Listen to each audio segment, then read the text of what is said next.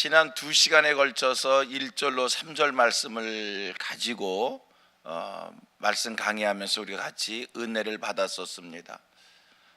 2시간을 걸쳐서 강조했던 말씀을 통해 우리가 발견할 수 있는 내용, 1절로 3절에서 발견할 수 있는 것 한 가지는 사도 바울의 복음에 대한 열정을 우리는 1절로 3절 말씀 속에서 볼 수 있습니다.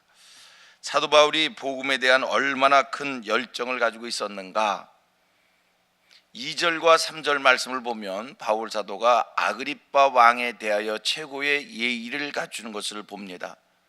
사실 아그리빠 왕은 그렇게 존대를 받을 수 있는 인물이 아닙니다. 추악한 사람입니다. 악행이 있는 사람입니다. 그럼에도 바울 사도가 이 아그리빠 왕을 극히 존대하는 것을 우리가 발견합니다. 그를 존중히 여기고, 악행이 있는 아그리빠 왕을 바울 사도가 왜 존대할까, 존중히 여길까, 그를 왜 인정을 할까? 여러분, 그 이유가 어디에 있다고 생각됩니까? 바울이 고통스러운 감옥에서 나오고 싶어서 그의 비유를 맞추기 위해 그를 존대하는 겁니까? 또 한 가지, 바울 사도는 예루살렘에 입성을 한 이후에 이태 동안 감옥에 갇힙니다. 그런데요, 우리가 1절에서 3절 말씀을 쭉 보면 바울이 이태 동안 감옥에 갇혀 있는 그 자체에 대해서 불평하지 않습니다. 불만하지 않습니다. 오히려 3절 말씀을, 2절 말씀을 볼 것 같으면 바울 사도가 아그리빠 왕을 마주했을 때 내가 당신 앞에 이렇게 말을 할 수 있다는 것을 다행스럽게 여긴다, 이런 표현을 쓴 것을 보게 됩니다. 불평하지 않아요. 오히려 감사하는 그런 모습을 보입니다. 아니, 감옥에 이태 동안 갇혀 있으면서도 그는 불만과 불평을 여기지 않고 오히려 감사로 받아들일 수 있는 이 마음의 여유, 도대체 그런 것이 어디서 오는 건가? 한마디로 얘기하면 바울 사도가 복음에 대한 열정을 가지고 있기에, 여러분, 아그리빠 왕에게 전도를 해야 되겠기에 그를 전도의 대상으로 삼으니까 그를 경멸한 것이 아니라, 그를 무시한 것이 아니라 그를 예수 믿게 해야 되니까, 그를 하나님의 사람으로 세워야 되겠으니까 그를 인정해 줍니다. 그를 존대해 줍니다. 그를 상대합니다. 바울이 감옥에 갇힌 이 사실을 불만하고 불평하지 않고 다행스럽게 여긴다, 감사함으로 여긴다, 아그리빠 왕에게 복음 전할 기회가 생긴 것을 생각하니 감옥에 갇힌 것도 억울한 게 아니라, 내가 지금 이 감옥에 갇혀 있기에 당신을 마주할 수 있고 당신을 마주하니 이게 꼭 다행스러운 일이다, 감사한 일이다, 그렇게 표현을 하는 겁니다. 우리는 1절로 3절 말씀 속에 바울 사도의 이 열정, 전도의 복음에 대한 이 열정을 발견할 수 있는 것이고요. 그렇다면 사도 바울의 이 복음의 열정은 도대체 어디서 생긴 거냐라고 하는 겁니다.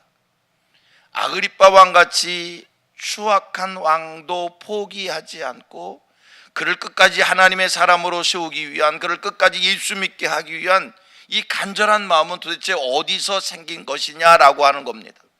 우리는요, 이 세상을 살면서 때로 그럴 때가 있어요. 어느 누구한테 계속적인 괴롭힘을 당하고 어느 누구가 하는 짓이 계속 악한 일을 저지르고 부족한 일을 저지르면 그에 대한 기대함도 있고 기다려줌도 있다가 어느 한순간 사람의 마음이 와르르르 무너집니다.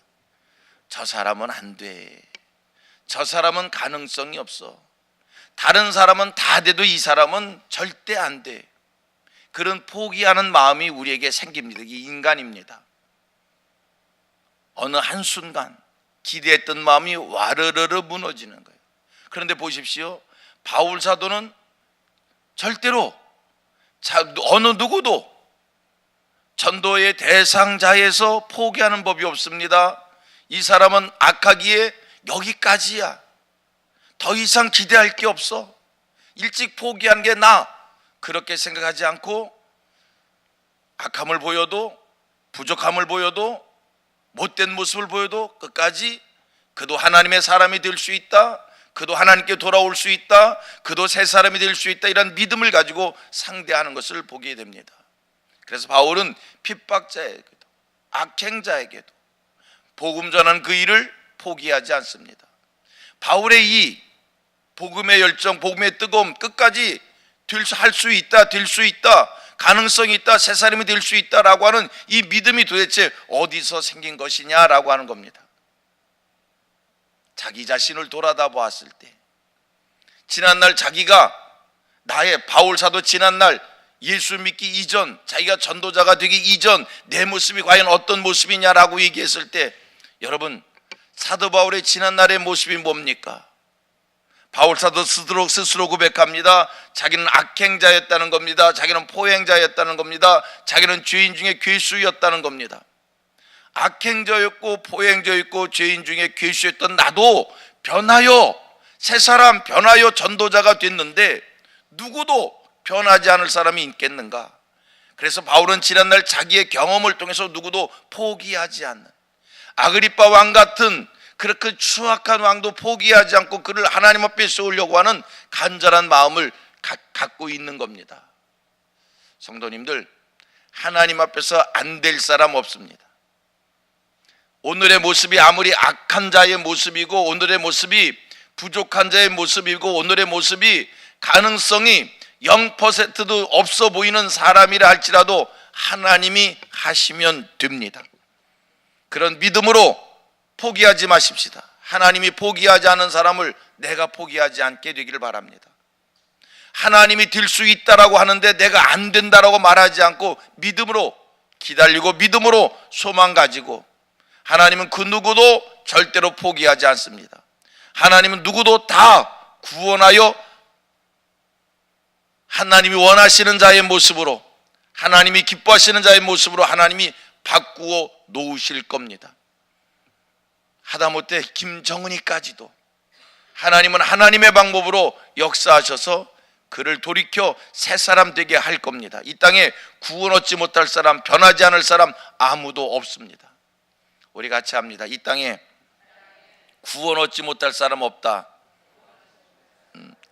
이 땅에 그 누구도 변하지 않을 사람은 없다. 아멘, 아멘. 다 변할 수 있습니다. 하나님이 하시면 됩니다. 자, 성경 같이 한번 보도록 합니다. 아까 우리가 읽기도 한 말씀입니다만 다시 한번 읽어봅니다. 4절로 5절 말씀 봅니다. 바울 사도의 지난날 자기를 회상하는 거예요. 지난날 자기를 회상하는 거예요. 4절 시작. 내가 처음부터 내 민족과 더불어 예루살렘에서 젊었을 때 상황을 유대인이 다 아는 바라. 일찍부터 나를 알았으니 그들이 증언하려 하면 내가 우리 종교의 가장 엄한 바를 따라 바리새인의 생활을 하였다고 할 것이라. 바울이 지난날 자기를 회상합니다. 자기가 누구냐? 자기가 젊었을 때 예루살렘에서 내 민족과 유대인들과 함께 어떤 일을 했다는 거예요? 자기는 바리새파 중에 바리새파 사람이고요. 쭉 내려가서 9절로 12절입니다. 9절로 12절 말씀 봅니다. 제가 먼저 읽겠습니다. 나도 나사렛 예수의 이름을 대적하여 많은 일을 행하여야 될 줄로 스스로 생각하고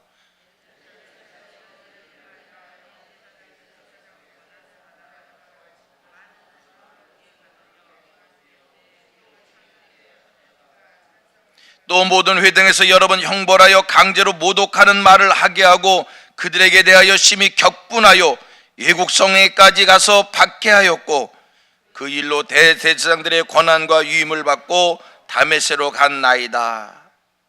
자기가 젊었을 때 자기가 유대인이었고 바리새파 사람이었고 9절 이하에 말씀합니다. 나사렛 예수의 이름을 대적했다는 겁니다. 자기는 율법주의자였다는 겁니다. 성도들을 옥에 가두는 일에, 성도들을 죽이는 일에 기쁨으로 앞장섰던 그였다는 겁니다. 그런데 이러한 자신도 변하여 새 사람이 됐다고, 바뀌었다고, 이러한 나도 전도자가 되었다고, 이게 바울의 고백인 겁니다.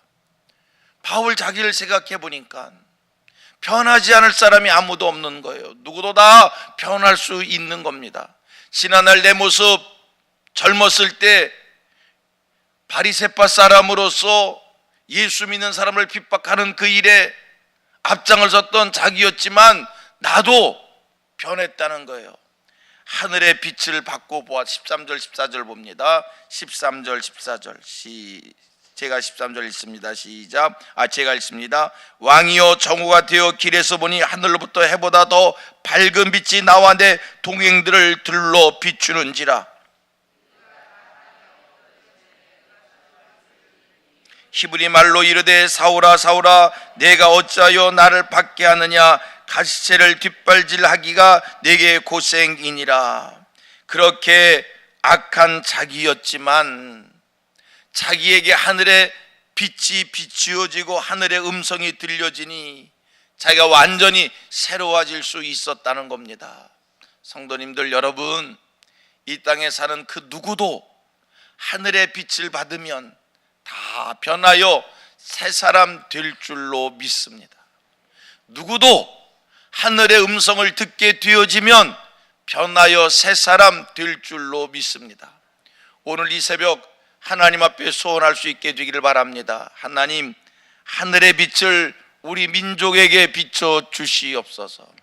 하나님, 하늘의 빛을 우리 가정에, 하나님, 하늘의 빛을, 하늘의 음성을 이 땅의 사회 구석구석마다, 냄새나는 곳마다, 썩어진 곳마다 하나님의 빛을 비춰 주시옵소서.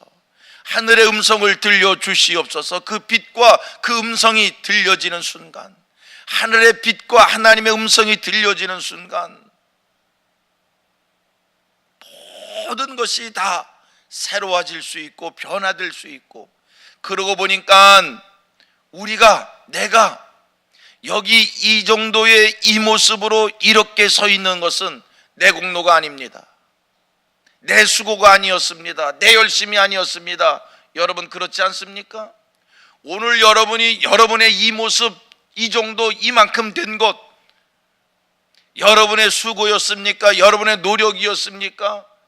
타고난 여러분들의 양심이 오늘 여러분을 이 정도 만들어 놓은 겁니까? 아니요, 아닙니다. 절대 아닙니다.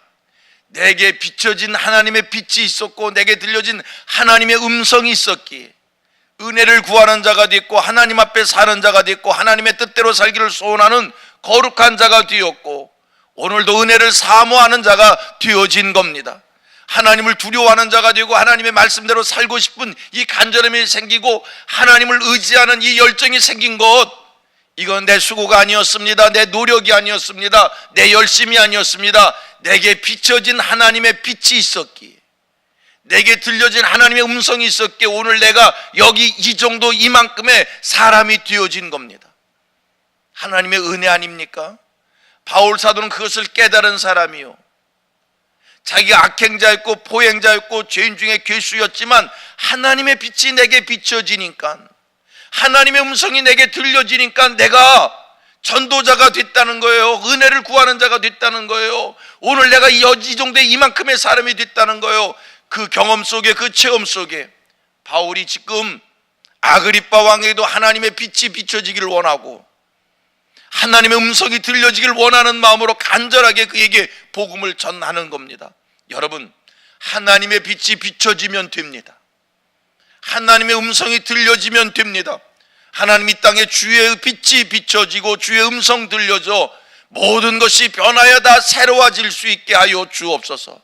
이 새벽 우리의 간절한 소원이 되기를 원합니다. 하나님이 빛이 비춰지기만 하면 역사가 일어나는 거예요. 약한 자가 강한 자 될 수 있는 거고요,